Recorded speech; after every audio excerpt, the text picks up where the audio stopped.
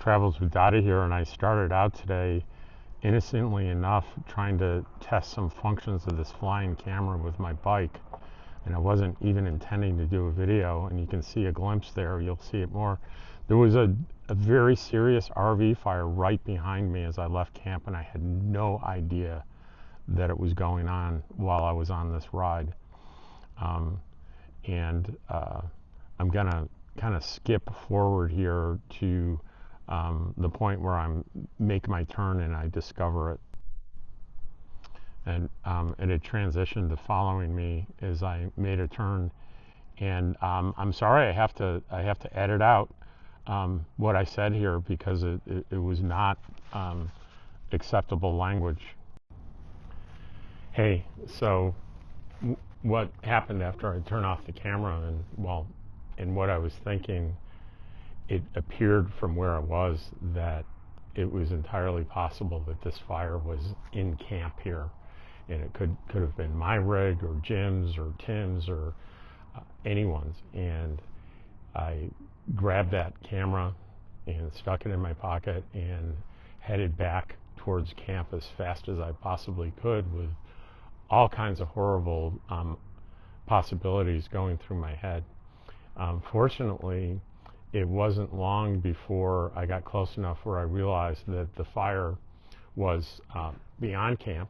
It was actually, as I found out a few minutes later from an eyewitness, it was across 95 at Tyson Wash, LTVA. Very close, but certainly not in camp. And I was very relieved that it wasn't our camp and someone I know. That doesn't mean that I don't have strong feelings of sympathy for whoever owned the RV that burned today, and I pray that no one was hurt. It really reinforces the idea of really paying attention to your electrical systems, in particular solar systems and batteries.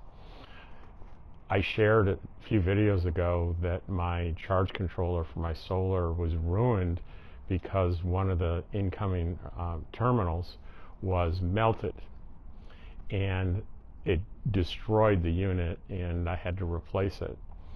And the cause was definitely a loose connection, and loose connections create heat. And if you create enough heat to melt melt the hard plastic, it's certainly enough heat to start a fire.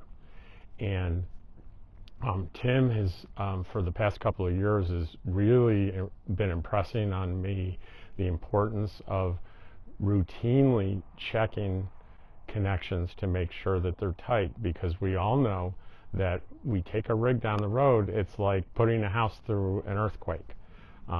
Things shake and things come loose, and electrical connections come loose. So this fire, most RV fires, face it, are electrical in nature, and I don't know how many of them are because of loose connections or bad connections or shorts, but I'm sure a huge number of them, if not the vast majority. So this makes these kinds of tragedies preventable. As I said, I pray that no one was hurt and there were no pets in there.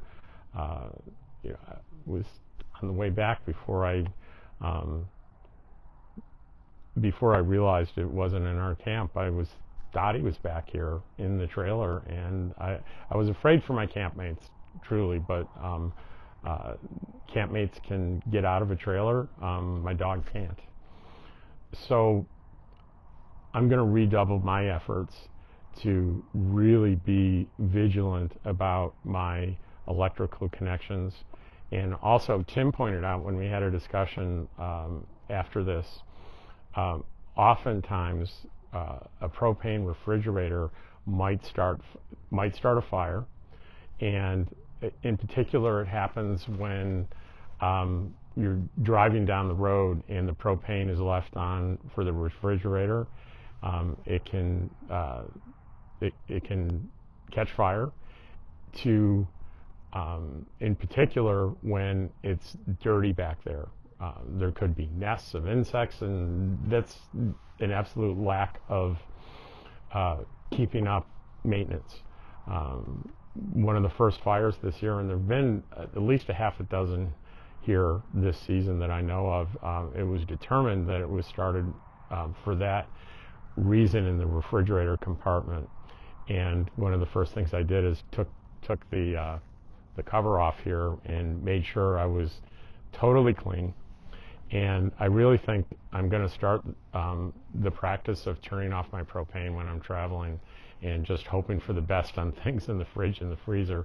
I know there's split opinions on that with modern technology and modern valves and detectors, that if there's a sudden release of propane, it'll shut it off. But I'm not sure that I trust that, so I'm going to start erring on the side of caution, and I'm certainly going to be checking my electrical connections with great regularity. It's serious business. So I thought I had no intention of making this bike ride or anything a video. I was just testing out the equipment, but here you go. Here's probably not all that entertaining, but I think a really important video for everybody to see. Thanks for watching. I appreciate it. And be safe out there.